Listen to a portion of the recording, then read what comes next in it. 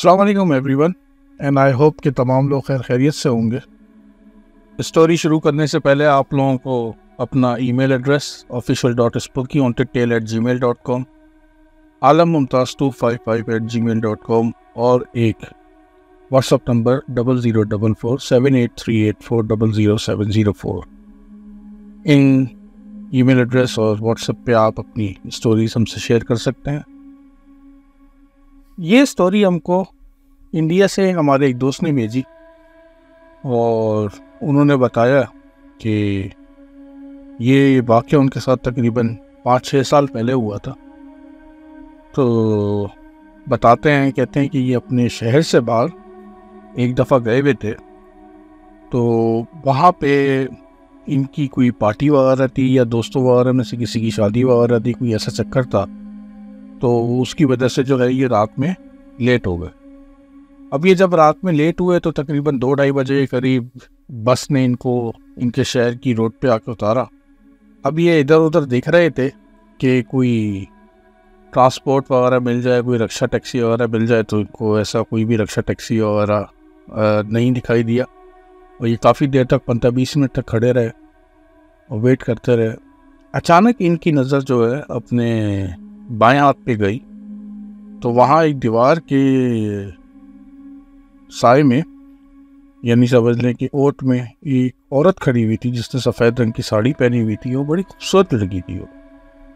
तो डेफिनेटली एकदम से चौंके, क्योंकि पाकिस्तान इंडिया वगैरह के अंदर इस तरह का कल्चर नहीं है कि रात में 2-2:30 बजे, और चले ये तो है कि मेट्रोपॉलिटन सिटीज़ हो गए उसमें तो ख़वातीन बाहर निकलती हैं, लेकिन ये जो छोटी सिटीज़ है, जो छोटे टाउन्स हैं, वहाँ पे पॉसिबल नहीं होता, और वो भी इतनी खूबसूरत लड़की कोई इस तरह से साड़ी पहन के निकली हुई हो बाहर। तो इन्होंने 2-4 सेकंड के लिए उसको देखा और उसके बाद इन्होंने अपना मुंह मोड़ के दूसरी तरफ देखने लगे, रक्षा टैक्सी की तरफ।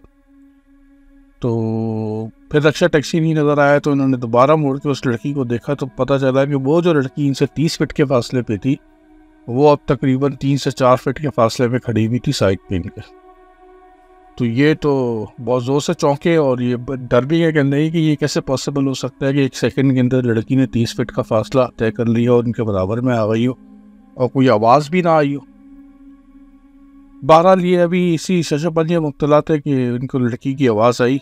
इन्होंने लड़की की तरफ देखा, लड़की ने बोला कि क्या आप मुझे मेरे घर तक छोड़ देंगे? तो इन्होंने सवालिया नज़रों से जब उनकी तरफ देखा तो लड़की समझ गई क्या पूछना चाह रहा है। बोला कि असल में मैं अपनी किसी दोस्त के यहाँ से आ रही थी, उसकी जो है गाड़ी ख़राब हो गई थी, तो उसने मुझे यहाँ तक छोड़ दिया और मैं जो हूँ अब आगे जाना चाहती हूँ। मैं चाहती हूँ कि आप मुझे आगे तक छोड़ दें। वैसे तो मैं अकेली भी चली जाऊँगी, लेकिन ये कि मुझे एक हिफाजत का एहसास रहेगा। इन्होंने ना चाहते हुए भी हामी भरी और ये बताते कहते थी भी वो बड़ी खूबसूरत, तो बहरहाल ये कि ये उसके साथ चल पड़े। अब ये इनके और उस लड़की के दरमियान जो है कोई भी बात नहीं हो रही थी। वो लड़की थोड़ा सा इनसे आगे, यानी समझने फिट आगे चल रही थी और ये साइड पे उनके पीछे चलते चले जा रहे थे। तो आगे जाके जो है तकरीबन कोई 4-5 मिनट 10 मिनट की वॉक के बाद एक दरवाज़ा नज़र आया। एक काफ़ी बड़ा सा दरवाज़ा था जो कि लोहे का दरवाज़ा था। वहाँ पे जाकर लड़की ने इनकी तरफ एकदम से रुक गई और मुड़ के देख के बोला कि ये मेरा घर आ गया है, तो आपका बहुत बहुत शुक्रिया, और ये कि मैं अब चले जाऊँगी यहाँ से। तो कहने लगे अच्छा सही है। इन्होंने कहा कि कोई मसला नहीं है। इन्होंने सलाम करा और मुड़ गए। अब जब ये मुड़ के जो है वापसी की तरफ अपना जाने लगे तो क्यूरियस हुए, तो एकदम से 2 सेकंड के बाद, 2 कदमों के बाद इन्होंने मुड़ के उस लड़की की तरफ दोबारा देखा कि वो जा रही है नहीं जा रही।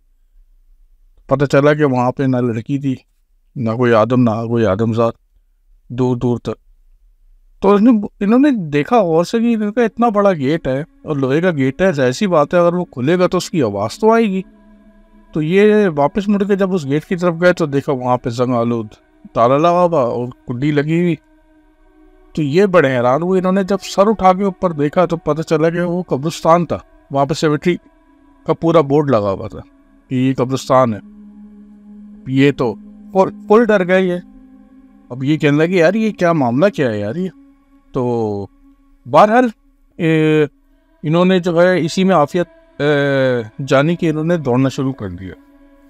और ये दौड़ते दौड़ते जो है थोड़ा सा आगे आए होंगे, तकरीबन बताते हैं, कहते हैं कि 1-2 गलियां न पा गए तो सामने इनको एक मस्जिद नज़र आई। इन्होंने आओ देखा ना था, सीधा मस्जिद की तरफ भागने में आफियत जानी और इन्होंने दौड़ लगाई वहाँ पे। और बताते हैं, कहते हैं कि मस्जिद का दरवाज़ा बंद था तो ये दरवाज़ा कूदे हैं और ज़ोर से आवाज़ आई है दरवाज़ा हिलने की। तो 12 लिए कि ये अंदर नीचे जाके जैसे ही गिरे तो इनको एक सुकून का एहसास हुआ कि चलो भाई अब मैं एक इबादत गाह के पनाह में आ गया हूँ, अब मेरा कोई भी ऐसी कोई चीज़ जो है वो मेरा कोई बिगाड़ नहीं सकती। तो इस सारी धमा चौकड़ी और आवाज़ की वजह से जो है जो मौलाना साहब थे वो भी जाग गए और वो डंडा लेके इनकी तरफ आए। और जब वो डंडा लेके इनकी तरफ आए हैं तो वो ये समझे कि कोई चोर वगैरह है, कोई इंट्रूडर है जो कोई चीज़ चुराने आया है। तो ऐसी बात है, मस्जिद में काफ़ी सारी ऐसी चीज़ें लगी हुई होती हैं। तो अब जो उन्होंने इसकी तरह इनकी हालत देखी इनसे और इनसे पूछा कि भाई क्या मामलात क्या हैं तुम्हारे, क्या हो गया, खैरियत तो है, क्या तुम नीचे पड़े ज़मीन पे पड़े हुए हाँप रहे हो। तो इन्होंने फिर ये तमाम बातें जो हैं ये मौलवी साहब को बताई और मौलवी साहब से बोला कि मौलवी साहब ये मसला हुआ था, इस तरह से मुझे एक लड़की मिली थी और वो मुझे इस तरह से यहाँ तक लेके चले गई थी। यानी वो लेके नहीं गई थी, उसने रिक्वेस्ट कर दी थी, तो मैं ये सोच के आ गया था कि लड़की ज़ात है, वो सुकून से घर पहुँच जाएगी तो फिर मैं अपने रास्ते चले जाऊँगा। तो मौलवी साहब ने इनकी बातें गौर से सुनी और उसके बाद मौलवी साहब ने इनको बताया कि आप जो बोल रहे हैं वो ठीक बोल रहे हैं। असल में मसला ये है कि आज से कोई 10-15 साल पहले की बात है। 10-15 साल पहले एक लड़की जो है जो जिस जगह पे आपको मिली थी, आप जो बता रहे हैं स्टेशन के पास, वहीं पे एक लड़की थी और उसका वहाँ पे मर्डर हुआ था और मर्डर से पहले जो है उसका वहाँ पे रेप हुआ और जालिमों ने उसको जो है रेप करके वहीं पे मार के फेंक दिया था। और उस लड़की की कोई शनाख्त नहीं हो सकी थी कि वो कौन है। अब वो पता नहीं उसको कहीं से अगवा करके लेके आए थे, क्या था, लेकिन बहरहाल ये कि उसको किसी ने भी नहीं पहचाना था।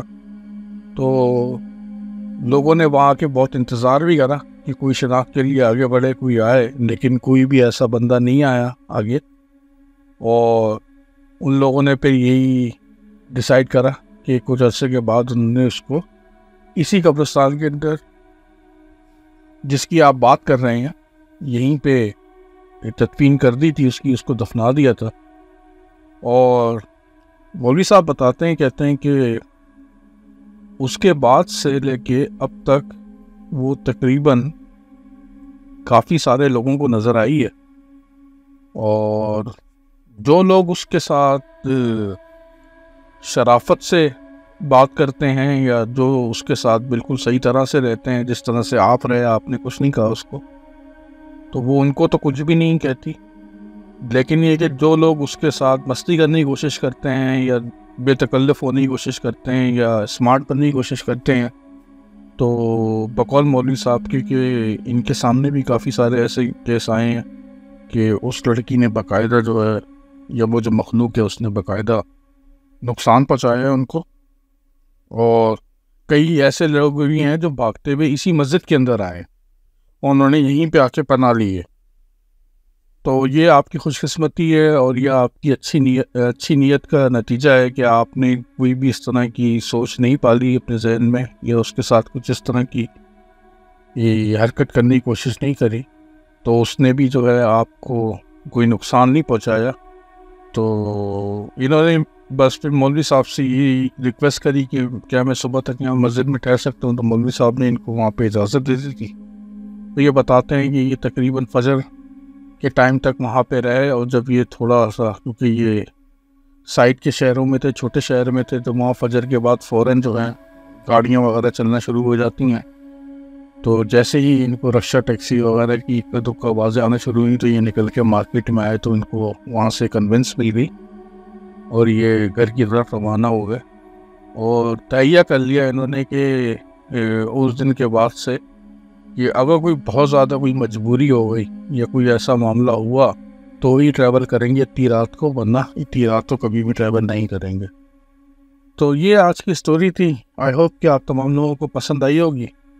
अपने अपनी गर्दन नवा के लोगों का ख्याल रखिएगा। See you at next episode of spooky haunted tale. Till then sleep tight. अल्लाह हाफिज़।